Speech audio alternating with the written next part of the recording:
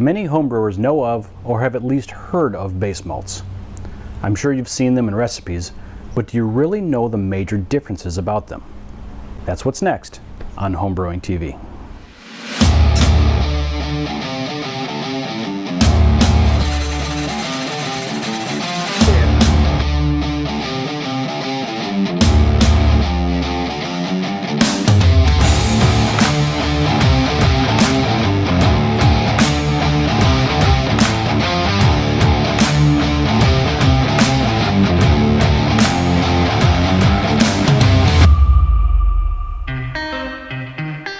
There are quite a few different base malts. You've got 2-row, 6-row, Pilsen malt, pale malt, wheat malt, Maris Otter, just to name a few.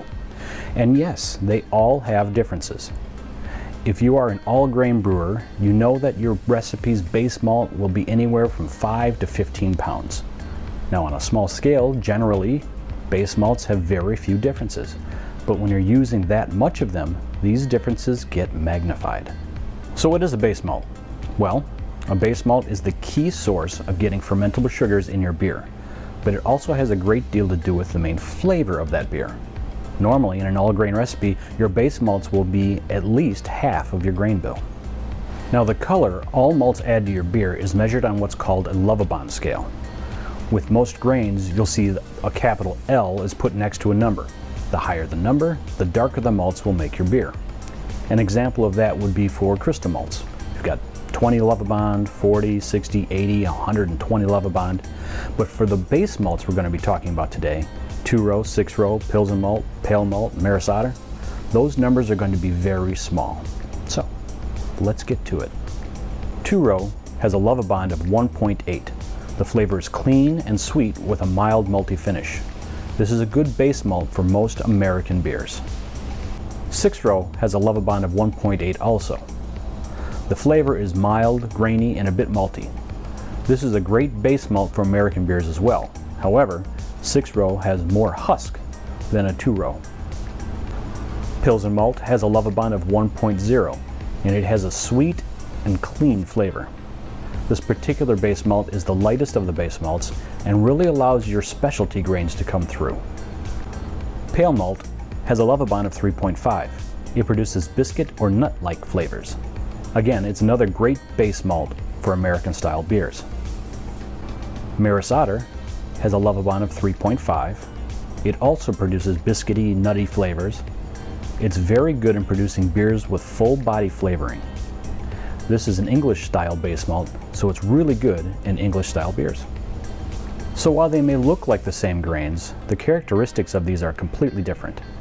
While differences in color, taste, and aroma are very small, you need to remember that they turn out to be big when you're using 10 pounds of it. Now, if you like making session beers, most of them are actually European brews. I find that Maris Otter is a great one for using in session beers because you don't have to use as much of it to get an alcohol that fits that style. Maris Otter also brings out nutty and biscuity flavors. A lot of the time, home brewers will skip over the notion of using 6-row as their base malt. If you're using a high level of rice or corn in your recipe, I would recommend using 6-row because it has a higher nitrogen level. What's important to remember is that it will significantly reduce the buttery taste in your brew, also known as a diacetyl flavor. Another great time to use 6-row is when you're using wheat malt. I find that it helps with the sparge because it's so much huskier than the 2-row. Now, Pilsen malt is one base malt you should be using if you're looking to make a lager. It is clean and light, so it'll add to that crisp flavor of the lager. Also, if you're going to be using specialty malts, it'll really help bring out those flavors. This is a very good option for that. So let's wrap this up. Not all base malts are the same. In fact, they really hold a lot of different characteristics towards the type of brew that you might be thinking about making. If there are any types of malts that you prefer to use in your all-grain recipe, please put those in the comments below. If you have any further questions I might answer, go ahead and add those down there as well. Please remember to like and share this video. If you're new to the channel, please hit that subscribe button and remember to click the bell icon so that you can be notified when there's new content available. Until next time, keep brewing, my friends.